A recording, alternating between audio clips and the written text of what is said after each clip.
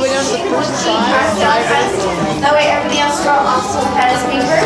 So put them all the way down here to these first 4 or 5 rows, making sure that you move all the way across to the very last billboard. Alright, well now's a great time to stop to those cell phones, walkie-talkies, or anything else that might disrupt us in our classroom session.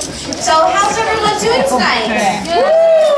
Awesome. Okay, well my name is Katie, which is the artist here to teach you how to draw one of our cosplay characters. I also have Zach here to help us out, so everyone say hi Zach! Hi Zach! He's here to help you out as well, so that if your pencil breaks, he can help you out with that. He'll also be collecting the extra paper that will be on the end of your row, so just make sure you take one sheet. If you need to leave class early for any reason, we understand that. Just want to exit the door right next door is at the top of the steps. Next to our exit door is our recycling bin. Thank you. Recycle at the end of class, you can recycle it there. Before we start drawing, I thought I'd watch a little bit about our new movie that's coming out this holiday season, so check it out. I don't want to have to do this, but it will be no choice. Here comes the sword. As you pick up the pencils, you notice that something's missing on the end eraser. That's because we'll be lightly sketching out our character lines that we do want to keep on Dale. We're going to go back and darken those lines in. That way all the other lines will start to fade away in the background. So right there on the center of our page, you want to create a circle, I'd say about the size of an orange. Creating in that circle, you want to use that whole entire arm when you draw, and not just your wrist. Because if you use your wrist, it's more like writing than it is drawing. So I'm just really lightly sketching out my circle here. I promise I'll let you know when getting into the darkening in part, the stuff we really want to keep on. But for now, just keep all of these lines really light and loose. And within this circle, we'll also add in some construction lines. Now these construction lines are going to help us break down the features of his face. So I'm going to add in one construction line that goes right down the middle of the circle, so it divides in half. And for our second construction line, you want to divide that right across the middle. So you have a big plus sign right there in the middle of your circle. All right, below where these two construction lines meet, we're going to add in this squished oval shape, or you can also think of it as another circle, because it's also going to touch the bottom of our circle here as well. So I'm just going to lightly sketch this out here, and this is going to help to form in his muzzle area. This is our basic foundation for a chipmunk. Now that we've got a foundation, we can start to add in some details to make it look like him. And since we're drawing Dale, we're going to give him an oval nose, and he is the goofier of the two chipmunks, so he's got exaggerated features. And one of those exaggerated features is his nose. So I'm adding an oval shape that's touching my side of my smaller circle here on either side. Now that's also something that I want to keep, so I'm just going back to darken that shape in.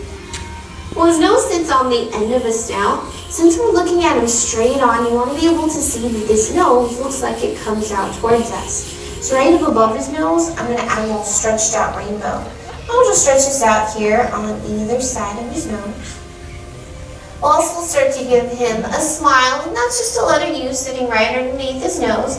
And where his smile sits is halfway between the end of his nose and the end of our circle. So halfway in between here, you can make a little mark. And then I'll just stretch out a letter U that stretches all the way over towards my smaller circle over here on the left. We'll do the same thing over here on the right side. And when we smile, we get what we call smile lines on the ends. He's going to get these two, so I'm going to cap his smile off with these little curved T-shapes here. You can even add a little tail here at the end of that T too. And I'll do the same thing over here on the right side. I'll also give him his teeth, and since he is the goofier of the two chipmunks, he's got buck teeth, just like Goofy does. So for his buck teeth, we're just going to add in some marshmallowy squares. So I'll just add in one marshmallowy square over here on the left side of his smile, and add in another one over here on the right side. And he also likes to open up his mouth when he smiles. So to open up his mouth, we'll come back up here to the smile line on either side, and we'll just stretch out a letter U shape. So you can just do is just stretch out from one side, just lightly sketch this out and curve it down towards the bottom of your circle, and then just curve it all the way back over towards the other side of the smile line. And I'll just come back here and darken the shape in, the part that's not hidden behind his teeth here on either side. I'll darken little tiny pieces that are over here on either side as well. Well, since his mouth is open, we'll also give him a lower lip. So coming right underneath this U shape, I'm going to add in a third U shape right below that. Well, this one's not connected to anything just quite yet. And we are missing something on the inside of his mouth, which will be his tongue. Now his tongue will just be two small little hills that sit here at the bottom. So I'll just add in one little hill and two little hills. And with a big smile, his cheeks are going to get pushed up pretty high on either side of his face, and it's even going to push outside of our original circle. So we'll just lightly sketch these out as well. So I'm going to come over here towards the side of that circle in the construction line. I'm just going to stretch out a letter C shape. So I'm just stretching it out past my circle. Then when I pass my circle, I'm going to curve it all the way back down towards that lower lip. So I'll stretch it out and then I'll curve it back in. Oh boy. And I'll do the same thing over here on the right side. You can think of these as like letter J shapes or hooks as well. And I'll do the same thing over here on the right side. So I'm just stretching out a backwards C. So I stretch it out past my circle. And when I pass my circle, I'll just curve it all the way back down towards that lower lip. And he's going to have little tufts of fur here on either cheek. Out of creating these tufts of fur, you can create them any which way you want. It's really up to you. I create them as little shark fins, so I'm going to start it up here at the top of the cheek. And I'll add in one shark fin little hair that curves up. It's a little shark fin. And I'll add another little shark fin that curves over here towards the side. And add in one more little shark fin that curves down. And with that little tuft of fur into place, you can just go back and just darken up the rest. Oh, I missed all of that. Let's go back here and darken that.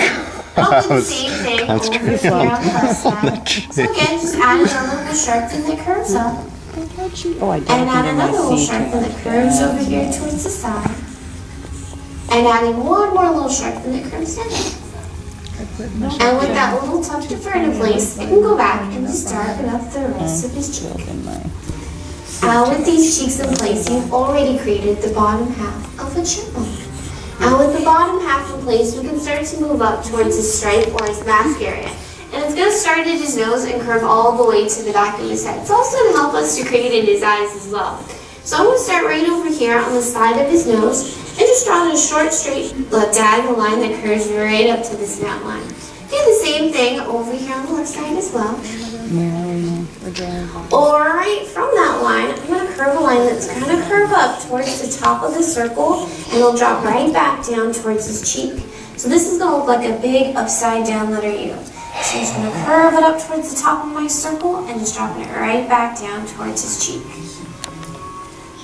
And I'll do the same thing over here on the left side to match that. Just starting right here at the snout line, curving it up towards the top of the circle, and just dropping it right back down towards that cheek. And with this mask or stripe in place, it's also going to help us to create in his eyes. Because his eyes are going to sit right up on our construction line on either side. And if his nose was sitting up tall, that's as tall as his eyes would be as well. So I'm going to add in one tall oval sitting over here on the left side of our construction line. I'm just really lightly sketching this out as well. We'll do the same thing over here on the right side. Now these eyes are actually being pushed up by his cheeks. So on either side of the eyes, I'm going to add in some little rainbow shapes here. Just to show that his cheeks are being pushed up there.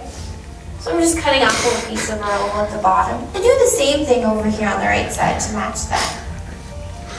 And with those in place, you can go back and just darken up the rest of his eye, the part that's not hidden behind his cheek. So I'll just come back here and darken up his left eye. And I'll hop over here and darken up his right eye as well. And I'll also be able to see a little part of his eyelids as well. So to add in his eyelids, I'm going to come right down inside the eye, about halfway on the far left side, and then just add a line that curves up on his eye. And do the same thing over here on the far right hand side, add another curved line that curves right up on his eye. Also add in some pupils to wake him up. And for the pupils, you can add them anywhere inside his eyes you want. But if you want him to look straight ahead, you want to put the pupils down in the corner. And they're just going to be two smaller ovals or circle shapes. And you want to make sure that these are round, because if they're half circles or half ovals, you can start to look cross-eyed.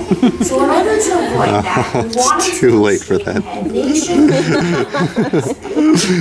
If you're going for the cross-eyed look, that's okay too. But however you sketch these in, you also want to go back and make sure that they are the darkest part of the drawing. This is where all the focus goes, is right inside these eyes. So I'm just going to make sure that they're extra dark in there. Hopefully that'll take. Yours looks like, I don't know. I like to sketch them out as little oval shapes as well. So we'll come up here towards the top of the circle, and I'll be sketching out a small oval shape sitting over here on the left side. Just really lightly sketching these out as well. And do the same thing over here on the right side. What are we doing?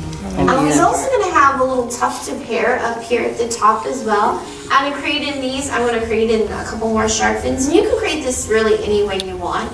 So I'm just going to start up here on the far left-hand side of the ear. And I'm just going to add in a shark fin that curves up. And I'll add in another shark fin that curves over here towards that area. Yeah, that's. I need more practice on the shark fins. Okay. And I'll add in a couple more that curves over here towards the side. And I'll add in one more little shark fin that curves over here towards the side, just to close it all off. Oh, now it's a banana. Now with that little hair in place, you can just go back and darken up the ears, the part that we see that's not hidden behind his hair. So I'm just going to darken up my oval shape. So it's going to come to a little bit of a point at the top. And then when you get to that point at the top, just curve it back down towards his hair. And I'll do the same thing over here on the right side. So just add another curved line that curves up towards the top of the ear. And when you get up to that top, just curve it back down. To add a couple more folds on the ears as well, you can also add in a couple of little curved lines that curves up on the ear here on either side. Just make a little fuller here. I'll do the same thing over on the left side too.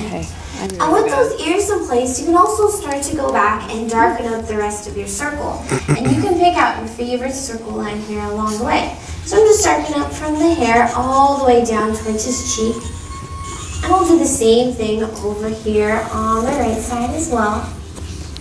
And you can also go back and darken up any of those other lines that might have faded away for a little drawing process.